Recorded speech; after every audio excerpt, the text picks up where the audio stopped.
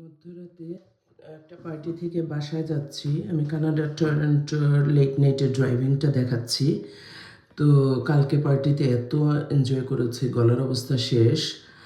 আর শাড়ি পরে ড্রাইভিংটা যে কত কষ্ট, একসময় পায়ের মানে কাপড় আটকে যায়, একসময় হয়ে যায়। রাত্রবেলা তো এই জন্য একটু ভয় ভয় করছে। দিনে তো সবসময় করি, কিন্তু রাত্রবেলা অনেক রাত্র তো এই জন্য ভাবছি যে ভিডিওটা করব কি করব না। তারপরে অবশ্যই ছেলে ছিল সাথে, ছোট ছেলে, ওকে বললাম একটু করে দে বাবা, একটু করে দে। ছেলে বললো না, এটা ডেঞ্জারাস, এটা করা যাবে না মা, এটা তুমি করবে না। ঠিক আছে, আমি একটু সময় করে দেবো, কিন্তু তুমি করতে পারবে না।